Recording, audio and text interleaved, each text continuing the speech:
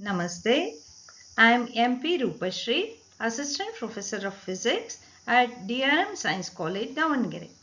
Dear students, in this video on the topic Thermodynamics Part 1, which is in the syllabus of first year BSc second semester, I am going to explain two aspects. The first one is first law of thermodynamics and the applications of first law of thermodynamics to isothermal, adiabatic, isochoric, isobaric and cyclic processes. And the second aspect I am going to explain is adiabatic process, and to derive an equation for an adiabatic process, that is deriving the expression PV to the power of gamma is equal to constant. Now I am going to explain what is first law of thermodynamics. First law of thermodynamics is the law of conservation of energy. It states that when an amount of heat dQ is given to a system, it is equal to the sum of change in the internal energy dU of the system and the external work done dW. It is given by the equation dQ is equal to dU plus dW. Here dQ, which is the amount of heat, is positive when heat is added to the system, and dQ is negative when heat is rejected by the system. Du, that is the change in the internal energy, is positive if it increases, and du is negative when it decreases. dW, that is the external work done, is positive if work is done by the system. dW is negative if work is done on the system. The significance of the first law of thermodynamics is it tells us that heat and mechanical work are interconvertible. It has limitations also. It does not tell us about the conditions under which heat energy is converted into work and direction of heat transfer. Now, let us apply first law of thermodynamics to the different thermodynamical processes one by one, and also let us go through the equations. First one is isothermal process. What is an isothermal process? Isothermal process is that process in which temperature of the system remains constant throughout the process, either by adding heat to the system or by removing heat from the system. Here, in the isothermal process, as the temperature of the system remains constant, there is no change in internal energy of the gas molecules, that is du is equal to 0. From the first law of thermodynamics equation, dq is equal to du plus dw. In this equation, substitute for du is equal to 0. Then we will get dq is equal to dw. Therefore, in an isothermal process, the quantity of heat absorbed is completely converted into work. Now, let us apply first law of thermodynamics to adiabatic process.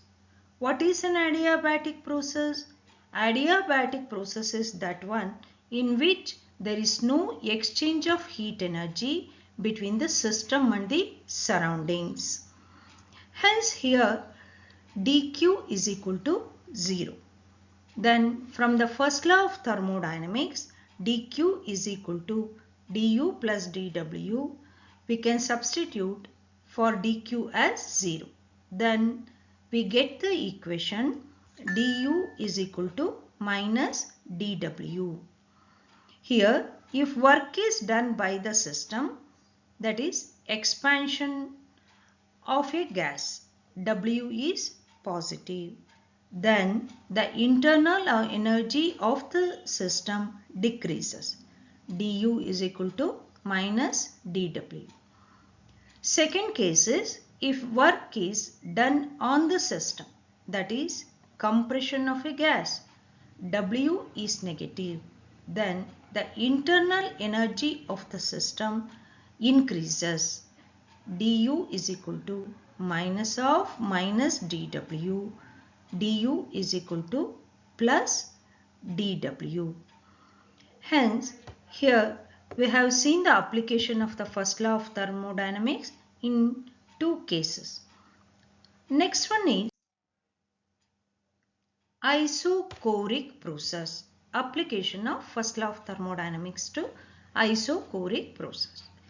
In isochoric process, the volume of the system does not change throughout the process. That means dV is equal to 0. As there is no change in volume, there is no work done during this process. That is dW is equal to 0. Then in the equation dQ is equal to du plus dW, we can substitute dW is equal to 0 in this equation. Then we will remain at dQ is equal to du. That is, whatever the energy given during the isochoric process is completely utilized only in increasing its internal energy. That is, dQ is equal to du. Next is isobaric process. What is an isobaric process? The process in which pressure of the system does not change throughout the process is called an isobaric process. But its temperature as well as volume increases. The quantity of heat absorbed dQ is used to increase the internal energy du and to do the external work dW. Hence, from the first law of thermodynamics equation, dQ is equal to du plus dW. For an isobaric process, the equation does not change. Next one is application of first law of thermodynamics to a cyclic process. In a cyclic process, the system returns to its original state after undergoing a series of changes in between.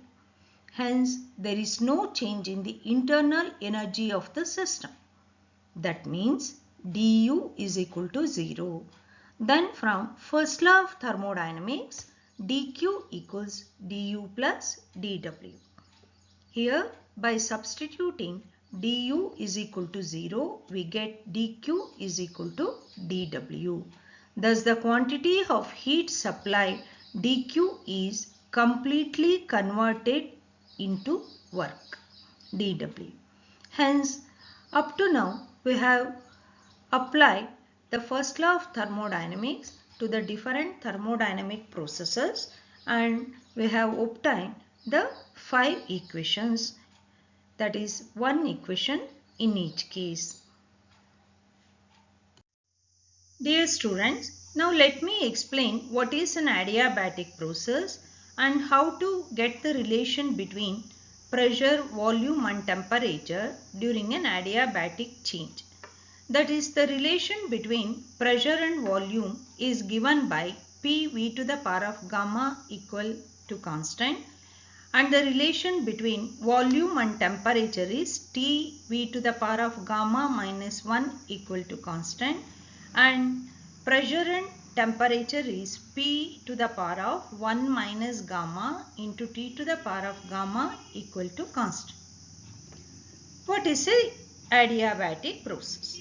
A thermodynamic process in which changes in pressure and volume takes place under thermal isolation is called an adiabatic process.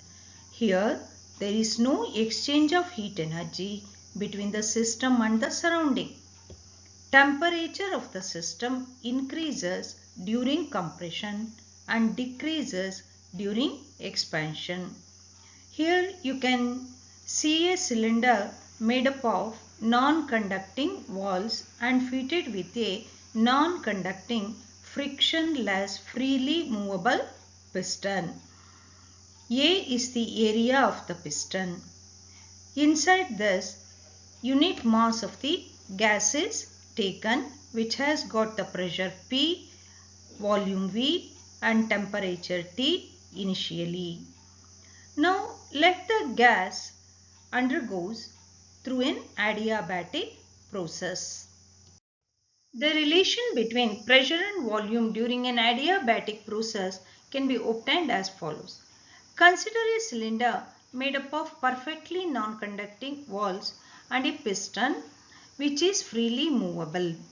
Let P be the pressure, V be the volume and T be the temperature of the gas at any instant which is inside the cylinder. Now the gas is allowed to expand quickly, which makes the piston to move by a small distance dx at constant pressure. Now the force acting on the piston F is equal to P into A. Then the work done by the gas on the piston dW is equal to F into dx, that is force into distance moved by the piston. Then the work done dW is equal to pressure into area into dx. Here area into dx is replaced by dV because dV is the increase in the volume of the gas, which is the product of area into distance moved. Then if dV is the increase in the volume of the gas, for 1 mole of the gas, the decrease in internal energy with small decrease in temperature dt is given by du is equal to Cv into dt.